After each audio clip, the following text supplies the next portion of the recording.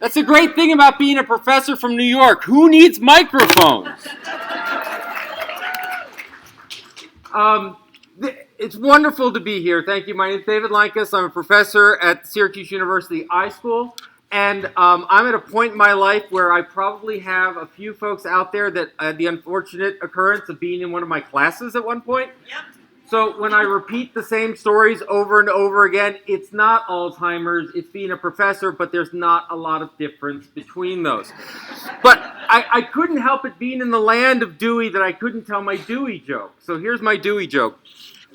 God calls a meeting, and into the meeting he invites Linnaeus, the father of modern classification, Melvil Dewey of the Dewey Decimal System, and Betsy, a recently deceased public library director. God says to the three, he goes, well, I've done it. I've called the end. I've called the rapture. I've brought up all the souls from earth. They're in the room behind the door, but I've got a problem.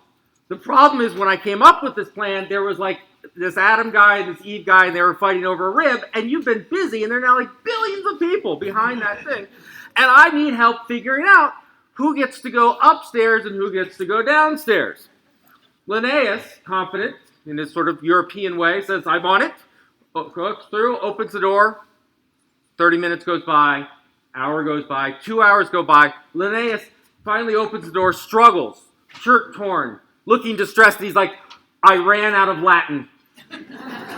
I made it to steampunk Japanese cosplay manga people, and I just gave up. And Melvil Dewey, being the retiring, shy personality we know he had, says, no problem, I've got this. Walks through the door confidently, hour, 2 hours, 4 hours go by.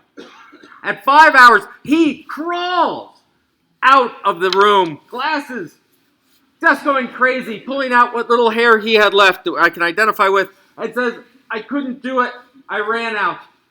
I ran out of numbers. I kept going, and I got all the Christians done just fine.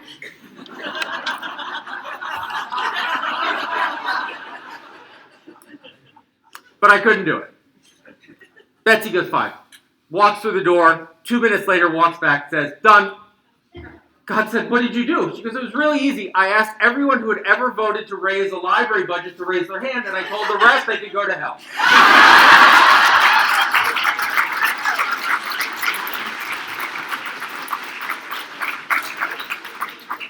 My Dewey joke. All right. So what I would like to talk to you about is day 45,626. We are at our 125th anniversary. We started back in 1890. We're on home turf. And what we need to worry about is not necessarily what's come in the past, but where we're going, what our future is. Can you all hear this now? Am I not feeding back viciously? All right. So we're going to have that discussion, but in honor of, the 125th anniversary and the fact that yesterday was Back to the Future Day, we'll begin looking at the past and going back about 45,000 days. So here we go. And so, of course, we start with Mel. And Mel and colleagues and friends in upstate, somewhere where they were trying to create utopia for some, said, thou shalt have NYLA, and here we are. It's wonderful. So, interesting things happened, right? So shortly, this was his sort of second version. His first one was something called the American Library Association, done at the Centennial. And a little bit after he got here, he decided that, there was this adoption of the ALA motto, which is to this day the ALA motto. The best reading for the greatest number at the least cost. Right? This was adopted in 1892 and restated in 1988. Now, what's interesting about this motto, what's interesting about this mission is it looks really good. It looks really interesting. But it's not. If you look at what was intended, how you read it is not how it was intended at the time. As an example, and slightly out of sync, but you'll get the point, one of the big debates at the time was what we meant by best reading. Now, as someone who has put forth the idea that the mission of librarians is to improve society and heard an earful of what you mean by improve, I'm really happy to blame this on someone else because what did it mean to be about the best reading? Because it's not how we interpret it, right? It's not, oh, there's good stuff and everyone has good stuff and multicultural and it's lovely and let's all get together and have a commissioner of education talk about the importance of reading. That's great, right? This is a quote slightly out of time, but very much indicative. And if you haven't had a chance, Wayne Wiggins' new book on the history of public libraries is an amazing text, and I highly recommend it for nothing else than finding these lovely nuggets. This is from the Californian and Overlander in 1892, but it really represents the discussion. The question, the reporter was trying to say, who reads these things called fictional novels? School children, factory and shop girls, men who tended bar, drove carriages, and worked on farms and boats. And boats. And finally, this is where it gets good.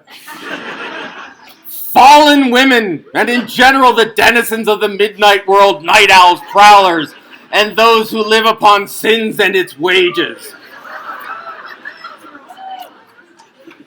I think I hear from a few boat drivers and fallen women in the audience.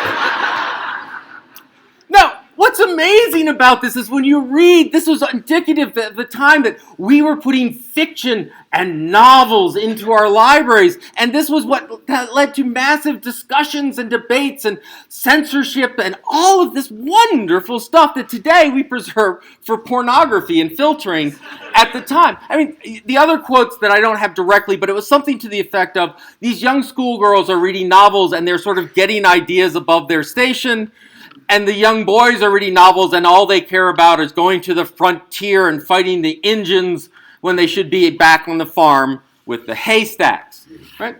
So this is what we meant when we said the best reading. What we meant was the right reading, which was primarily defined as the white European canon, and within it, nonfiction.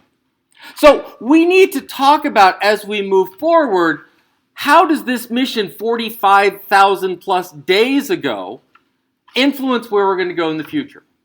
And the short answer is, it doesn't do it on its own. What we need to understand is that this mission of best reading and etc., which is still the motto of our National Library Association, in a different interpretation, that motto has shifted and changed. And that motto has not shifted and changed because librarians alone had a conversation about what they wanted to do and where they go. There were brave librarians throughout this entire process that made an argument for fiction, that made an argument for the playground of the mind, that made an argument that narratives are essential to the development of society. There's some wonderful authors that talk about, for example, in the developing world and in Africa, that the Western culture, particularly U.S. culture, has a very limited view of what happens in Africa. Right? It's AIDS and starvation. And the reason that they have this is because they have so few narratives to work on. That what do we see in the news? AIDS, starvation. AIDS, starvation. But what is happening in the literature, if you spend just a little bit of time, is you see stories of coming of age tales. You still see stories of teenage girls figuring out their place in the world. You see detective, dime store novel-esque stuff. You see a whole civilization and culture that too often gets reduced in what we can report quickly and what's a quick tagline. And we have librarians who understood that and the importance that fiction belongs not simply in our public libraries, but our school libraries, our academic libraries, our special libraries, our business libraries. That they belong in homes, that they belong to be celebrated. But this did not happen simply by librarians doing it. It happened because the world changed. So put yourself for a moment 125 years ago. I'm a balding guy with glasses and a beard. Luckily, not a misogynist anti-Semite. But when we pronounce, we need a library association to face the future, and that's our motto. Think about what has happened over that time. Start with some of the simple stuff, if we will. For example, in 1900, Ellis Island opened, and for approximately a century was the largest port of entry for immigrant populations. Waves of migrants that today we look at the migrant crisis in Europe and we talk about immigration in the South, but at the time, this dwarfed what was happening. from Ireland, from UK, from Eastern Europe, from Russia. Fleeing from tyranny, fleeing from war, looking for economic development. These immigrants came in and they helped shape a country, and they helped needs that shaped services, and they began to vote, and they began to express themselves, and they began to create a whole new culture that was, frankly, unanticipated just years before. What else happened? Well, let's take a look. So we also see something like the federal income tax, right? This is, remember that NYLA was formed 45,000 days ago. We didn't have to pay a federal income tax. There was no Tea Party, and there was no discussion about deficits and debts because it just didn't happen. And the whole notion of large libraries in the federal context didn't happen. Big government, here it is. The income tax, the discussion that began back in the day, that continues to this day and has morphed and changed and talked about what is a civic responsibility, what do we pay taxes for, is that a burden or is that the cost of having a civil society? That dialectic, that change in text, that way began all the way in 1913, completely unanticipated before it.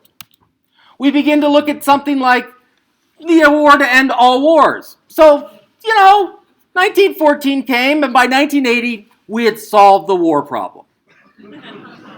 So, back in the formation of NYLA, there were wars, it was problematic, taken care of, all done.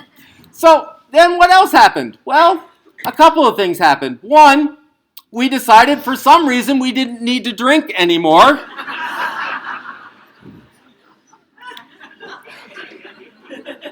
And once again, if you're, in NYLA, you understand this has big consequences for librarians.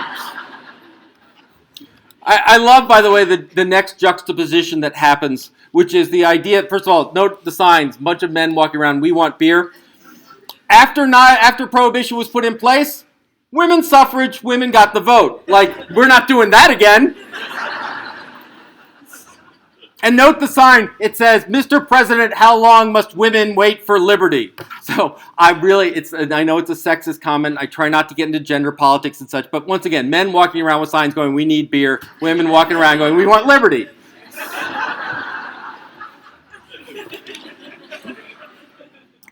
Now, I do pick on Mel a lot. But, he did some good things when he went and created the first library school, which was, a couple of years ahead of time. And the people of Columbia realized that he was going to admit women in the program. They then said, you may not meet in our classrooms. While Columbia had no strict laws or regulations against women students, they simply said no. And so Melvil said, well, too bad, went next door to an open area and did it anyway. Right? So certainly when we talk about women's suffrage, we talk about women's movements, this had a major impact in librarianship and how we serve and who we serve. We talk about the idea of an evolving culture that at the time when this organization was formed, at the time when we put forth a vision of the importance and values of libraries, at the time when librarians were becoming professional, we were an area that actually looked in social change. Social change around gender, social change about power in a society. We then look at something like the largest wealth disparity by 1928. We saw the largest wealth disparity in this country. That the top 1% of earners, of income taxpayers in the country had the most wealth, over 50% of the wealth of this country, than the rest of the culture. By the way, I know it's really tiny in the back, but all you have to pay attention to is the nice U shape of that graph, because that starts around 1928 and it ends in 2010. The only reason that we don't currently live in the era of the largest wealth disparity in this country's history is a little thing called the banking crisis, where the top 1% had a hiccup and decided to deflate the entire world economy. So we have to wait another year and we'll be back in the Gilded Era that Fitzgerald wrote books about, that once again we finally got into our libraries. So this happened, and then maybe as a result, We had television. This was good. That had a bit of an impact in terms of what we want, right? Number one media type circulated by our public libraries around the country, DVDs, right? So it's lovely that we get together and talk about learning from books. It really is. But let's acknowledge that we can also learn from Back to the Future and Blu-rays and 3D printers and lots of different things. And it began back in this era. Now, I'm not saying television had anything to do with the Great Depression, but some might say that, right? So this really changed the world. This changed how we thought about, this was our national identity in challenge. Not only was this a matter of having people that living on the street, having people losing farms, having a whole generation change the idea of the American dream from we shall succeed to simply we want to survive. It's an attitude that has persisted to this day. It's an attitude that changed the concept of what it meant to be an American and what it meant to have social responsibility. The notion of the social safety net changed from philanthropy of those who had to an obligation of its citizenry. And we saw that in everything from how we looked at our agricultural policy to how we looked at drinking. So, another change. We saw in the New Deal the idea that we as a society, there are things that are simply required to be a citizen. There are things like electricity. Once again, 1935 might seem like ancient history, but if you look at it, it's sort of a midpoint from NYLA beginning to here. We were still talking about electricity. As I drove here, I don't know about you, but I drove along the wonderful North Country to get into the Adirondacks, and I saw a lot of homes that probably still are working with electricity issues. And frankly, this is not that different from our current discussions about broadband and the internet.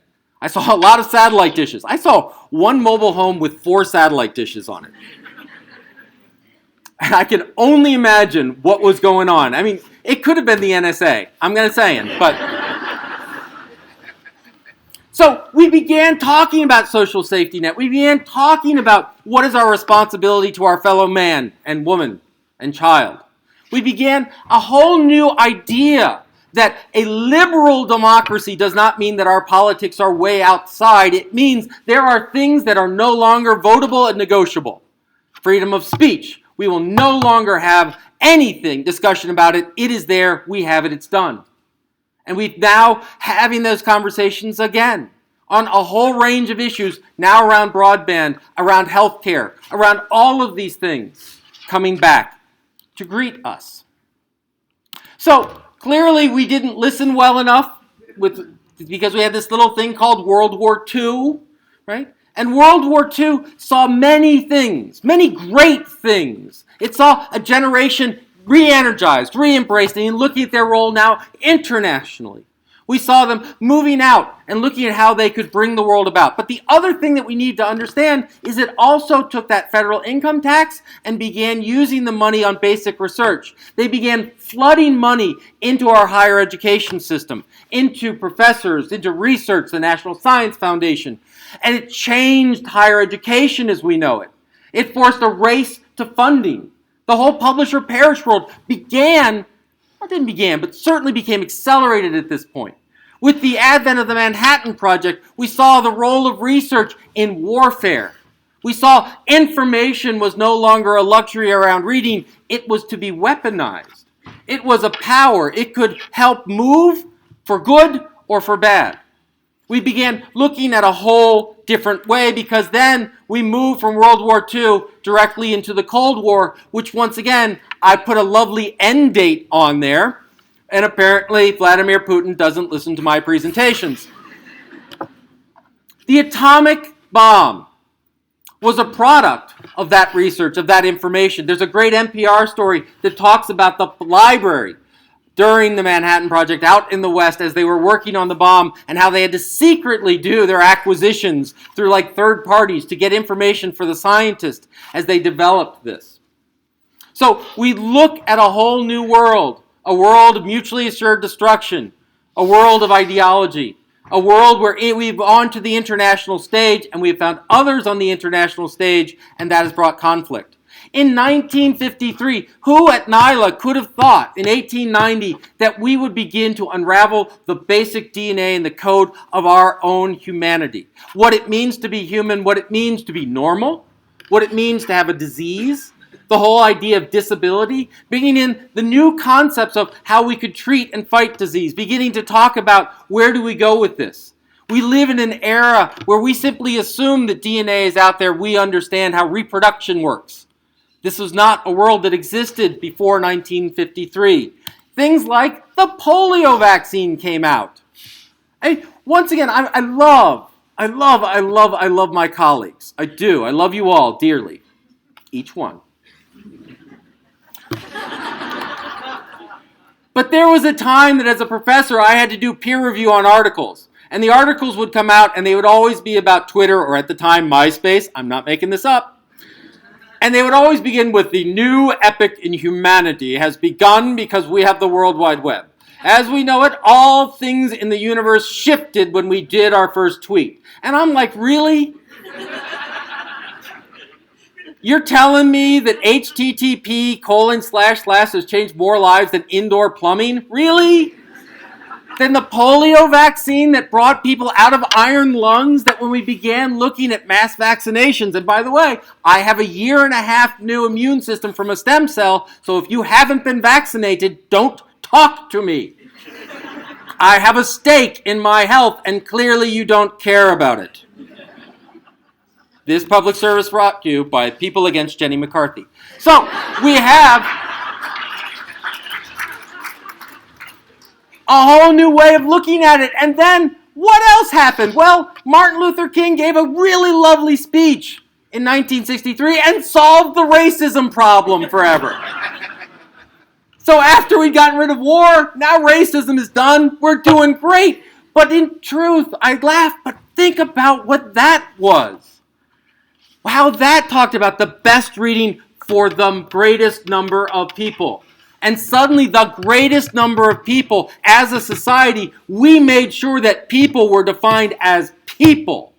Regardless of their color, regardless of their race, regardless of their gender and their sexual preferences. They are people, they are citizens, and they are neighbor. And by God, by 1967, I don't care what color's in a couple, they're allowed to get married. 1967 is when the Supreme Court said that you could marry someone of a different race. Greatest number of people. Least cost.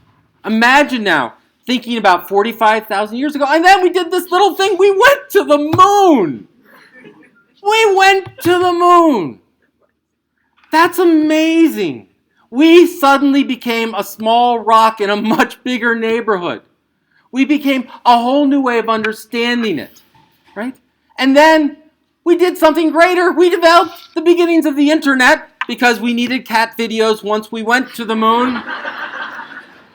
And by the way, I've made sure that's not actually a Michael Caine picture. That is a real scientist that did that, right? And you know, ARPANET began because academic libraries and academic institutions got together and they networked and they combined. And the beginning of the ARPANET eventually led to the internet, eventually led to commercialization. But, you know, in 1973, we got tired and we developed cool new phones that you had to carry around in your car, right? The cell phone, 1973. Today, it's amazing. I don't know about how many of you drove up here, but if you're like me, you couldn't have made it unless there was a map sitting in front going, turn now, Dave. Right? I have a colleague, Steve Sawyer, and Steve was a merchant marine at one point, and he went to a conference and he with a colleague, and the colleague said, well, we have to drive from Denver and we've got to get to Boulder. Do we know how to get there? And Steve says, yes, I got a map. I know how to get there. And like, well, aren't you going to use Google Maps? No, I got a map. Well, aren't you going to use a GPS? He's like, there are very few people in the world who can say, I quite literally have an undergraduate degree in navigation. I can make the map work. All back to 1973, getting started with that. And then, you know, we jump ahead. This little thing called the World Wide Web came out. That was fun. And then the towers came down. And once again, the world changed. One of the amazing wonders One of the great things is that I was invited to speak to my neighbors, to speak to my colleagues, to speak to fellow New Yorkers, to speak to people who I see and work with every day. And this moment, we know, whether you were in Manhattan or anywhere in the country, but anywhere in New York, we still feel this moment. And we still feel this moment, and this moment has had ripples that we did not anticipate. Ripples that began discussions of endless war, began surveillance society, began thinking about, wait, what is security versus privacy versus freedom? How do we make that equation work? And our calculus on this day changed. And we're still living with that. How, in 1890, could we have anticipated a world where people can fly airplanes into buildings? And what do we do about that? And I don't know about you, the day after this happened, I was running a project called Ask Eric. We answered questions of teachers and policymakers around education. And we got a lot of questions the day after. But those questions, they weren't about airplanes. They weren't about the towers. The questions they were asking is, what is a Muslim? What is Islam? This is the first time I've heard of these terms. And at that time, we as librarians had an opportunity that I fear we did not take good enough advantage of, which was to fill a void of lack of information, a lack of information that has turned into policies that are frankly disastrous. Disastrous policies that began because there was not enough information, conversation, and community going on. And we're still living with that. But there's hope. There's hope because in 2015, if you had asked me 10 years ago, will I live in a society where gay marriage is legal, where we have at least a somewhat unified healthcare system for the country, where we can have open conversations about where we're going, I would have thought you were crazy, but we have hope. The world has changed again. And what I want to point out into all of these changing worlds is that while that sounds like stuff that was out there, while that sounds like things that wasn't our fault or wasn't our opportunity, I ask you, would we have gone to the moon without academic libraries getting together and accelerating the academic conversation? Would we have gone to the moon without an active scholarly discourse occurring from academic journals, through publications, through university presses? Universities, academics, librarians made that possible. Would we have a discussion about gay marriage and interracial marriage and freedom and the definition that all men are created equal and all women are created equal and the opportunities that we have as a country is because we acknowledge it without law librarians and law libraries sitting before those people standing in front of the high Supreme Court? We are part of that movement. We are changed by that movement, and we change that movement. We are locked and engaged in this discussion. If those immigrants had come off of Ellis Island to nothing, to simply the slums of New York City or New Jersey, without public libraries going, come here, we can help you with language, we can help you with opportunity, we believe that education is important. If school librarians had not taken up the cause to educate the world, regardless of their race or gender, would we be able to go to the moon, to have these kinds of social movements? We should be proud of what we have done.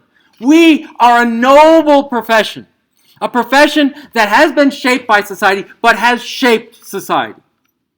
We are part of this story, a story that too often we do not acknowledge or tell, and yet that is our history. That is what we inherit.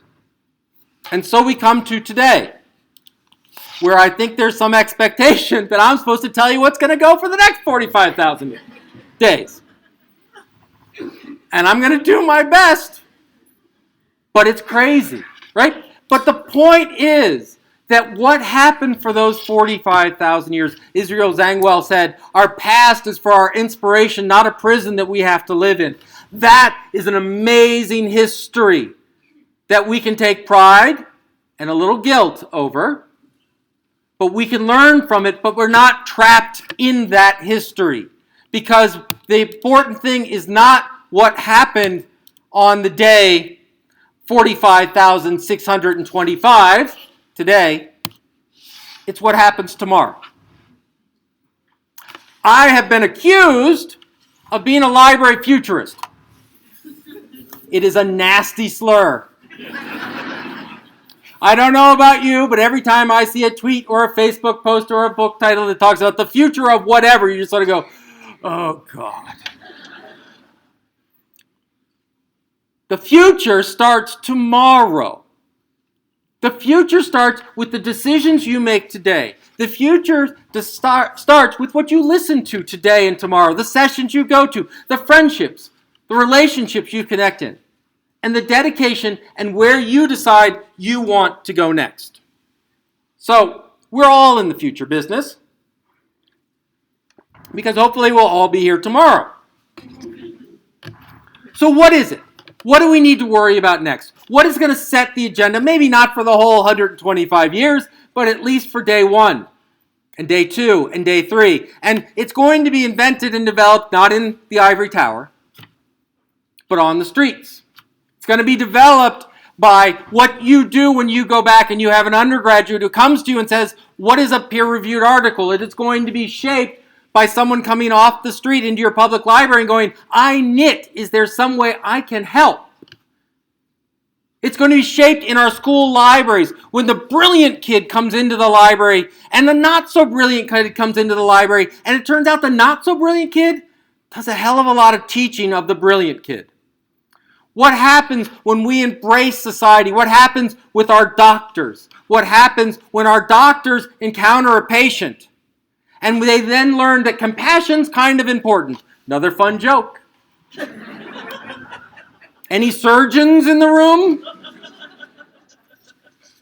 Surgeons love talking to their patients only after the anesthesia has been administered. How does that change? That changed because we help. We show up. We go into the room of patients and say, what do you need to know? Right? When you get a diagnosis of cancer, when you get a diagnosis of diabetes, when you get any sort of diagnosis this day, the first reaction is this. And if you are not as close as this, not in place of, not to replace, but as close as this, when they get those top 10 search results and don't understand the first 3 are from drug makers, the next 2 are going to tell you about holistic healing through stones, right? And the third, maybe the 8th one is by Sloan Kettering. We need to be there. We make that on a day-to-day basis. That's how we're going to create our future, not by grand pronouncements. But I'm going to make some suggestions to you of some things that I think we should work on. I think they're as big looming today as migration was at the time, as civil rights was at the time. First thing, learning. We are in the learning business. You are educators.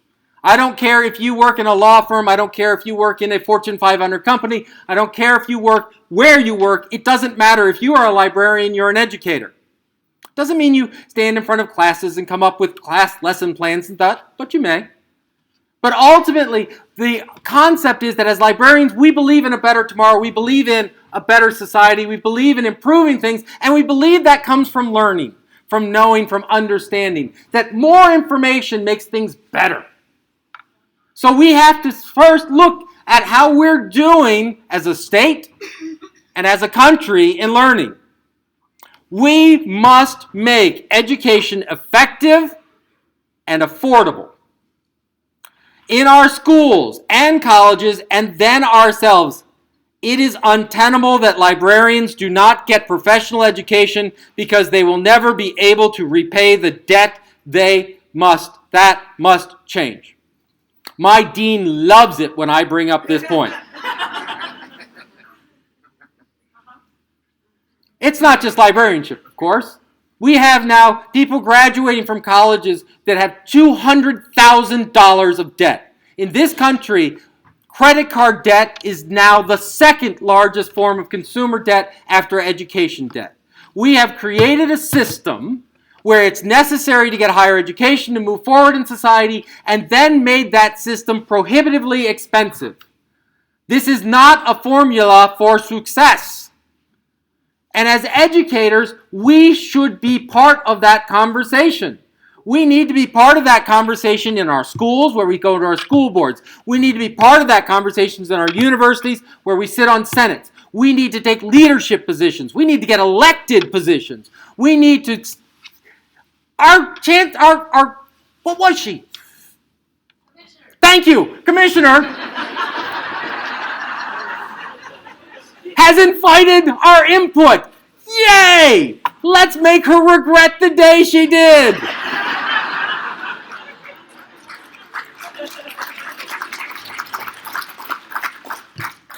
We have an opportunity with her. I really believe it. I think it's a wonderful thing, but if we sit and wait to be asked, we're not going to be.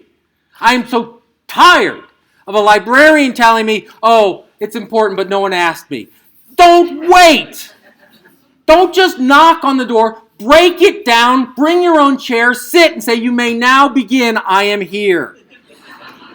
That's how you make a difference. No one has ever changed the world waiting to be asked to change the world. We go forward, we go with a plan, we go with a vision. And librarians, as educators, as a strongly connected profession, you guys, we talk to each other all the time. We can talk about it, we can rally it, and it can be more than one legislative day after the agenda has been set. It should be every day on a regular basis. And frankly, it shouldn't be us going to Albany. It should be all the brilliant people that we helped. It should be new Americans who learned language skills. It should be our children who now get to graduate from college. It should be the next Rhodes Scholar. It should be the next Nobel Prize winner going, I would not be here if it weren't for my librarians. And by the way, it's not the building, and it's not the charter, and it's not the books that make that happen. It is you. It is your responsibility and your honor to be the impact of our profession. Every one of us. There is no room for worker bees. There is no room for spare parts. We are all now essential advocates for a better society through knowledge, and we need to fix our education to make it happen. And by the way, school librarians, I love you. You know I do. But you cannot rail against an over-assessed standardized testing environment where we are kept to standards and tests and then move into other environments where you insist on the same type of assessments and evaluation. Invent, try, experiment, be new. And I'll tell you the other thing. I want you all to go and get my job. I need more people going and getting PhDs because we don't have enough people to hire as faculty to prepare the next generation for this. In a distance program. Right? So, we'll fix education. What's next? Privacy and security. We must spearhead privacy and security in this age of surveillance and monetizing of our data. We must recognize, preach, advocate, and make real that security comes not through recording our phone calls, but in stronger, inclusive communities where neighbors know and respect neighbor. If you want to have a secure environment, you have a secure community. If you want a secure community, you have a friendly, communicative community. We come together, we commune.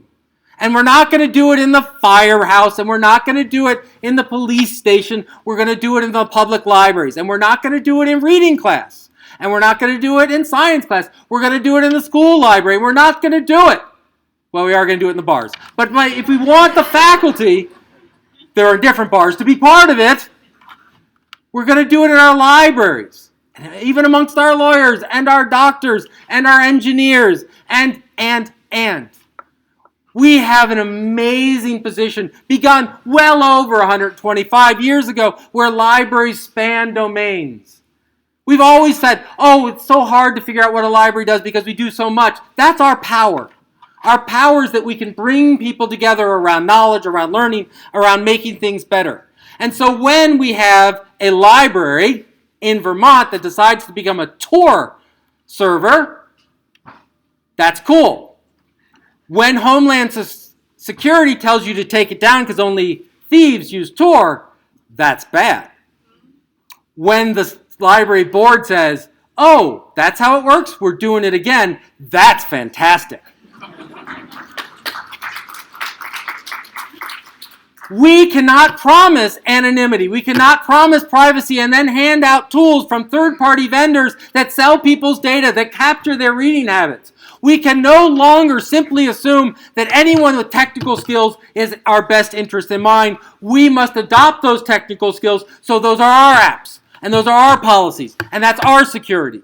We must reach out and form partnerships where our values become instilled in others. We must instill the values of librarianship, the principles that we hold dear.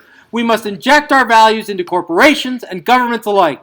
Library science must inform information science, computer science, economics to do good as well as doing well. Now that might sound like I'm ending on a really sort of wimpy note, but I ask you again, we didn't get to the moon without librarians, right? We didn't get to this point where all people have social equity and value without librarians. Do we want to move forward in society where those values are put aside because we can monetize our data, where students are no longer students with likes and loves, but they're simply data to be fed into a system that will personalize their education?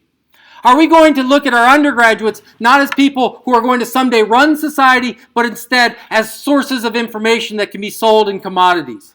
Are we going to look at the classrooms as things where we create teacher-proof technology because learning has become training, and training is only valuable when people get certain jobs in the STEM disciplines? How many people here believe that the STEM disciplines alone have crafted our society? Thank you.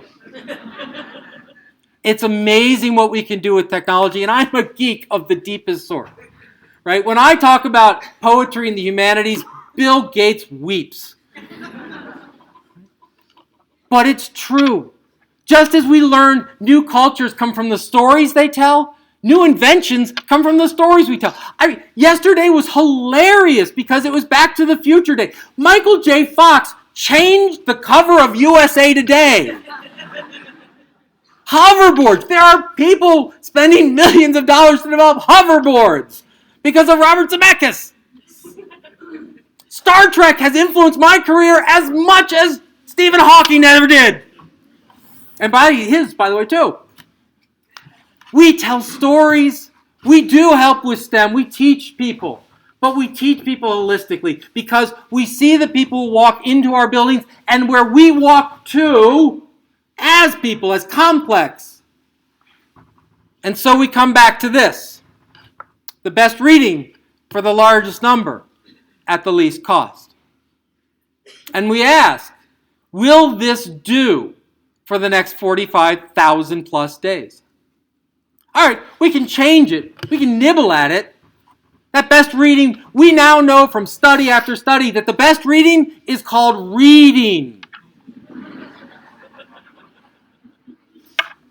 And oh my God, it's happening on a screen. It's happening.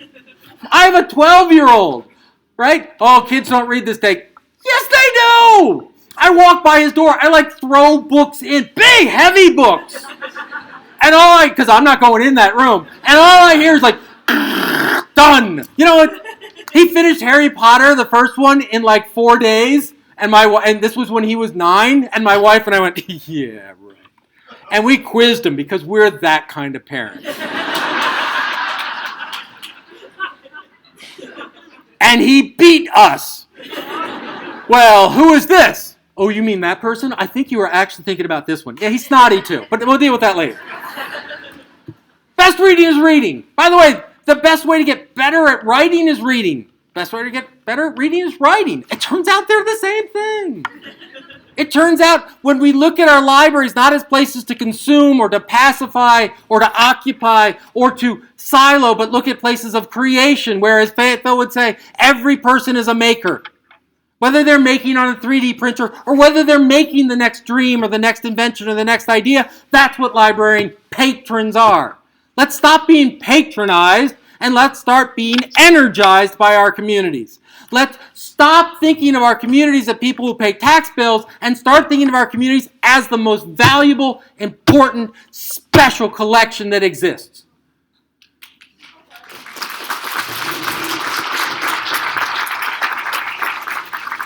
Your communities are full of authors. They're full of authors in waiting and authors. They're full of scientists. They're full of inventors. They're full of creators and videographers. They're full of passionate people. And then they walk into their library. Do they see a welcoming arm that doesn't simply say, you can sit here? But welcoming arms are going, thank God you're here. We need you so much. Let us stop asking our communities what we can do to help them. How can I help you is potentially one of the most arrogant questions that we can ask of someone in our libraries. And you're sitting there going, whoa, I wanted to help. I'm sorry. But what does it say? How can I help you? Because clearly you couldn't help me. Clearly you're the one in distress. Clearly you're the one with the big hole in their head that I need to fill with some brick of knowledge. Why not ask, what are you passionate about? What do you want to do today, tomorrow? What do you want to be when you grow up? And ask that of 67 and 98-year-olds too. Because that's the one thing I didn't put in this slide. When we began 125 years ago, average life expectancy of a male, white, in the United States was 44.5 years old. I would be dead. Thank you. By the way, female, 48. Non-white male, 38. Today, 76. And not even, but getting closer. We have invented, just as in the 1900s and the 1800s, when we, as a society, invented childhood. We did. Childhood that we think of as a natural and organic thing really is the result of policies and law that said, you know what? 8-year-olds don't belong in a factory. They belong in a school. That was a choice that society made. And guess what? We have another choice amongst us, which is if you retire at 65, you have potentially 20 and 30 more productive years of contribution to make to society. What do we do about that? Have them read? Great. They should read and write and think and talk and build and change and push. For the largest number, amen, amen, amen. For the least cost. Do we really want to continue to be the low-cost provider for knowledge? Are we satisfied with being the really efficient Walmart outsourcer of education? I don't think so. I think we talk about effectiveness. I think we talk about what we can do. I think we talk about what we can become, because I don't think this works anymore. And I don't know if this does, but let me at least try one. I think our motto is to improve society through knowledge, one community at a time.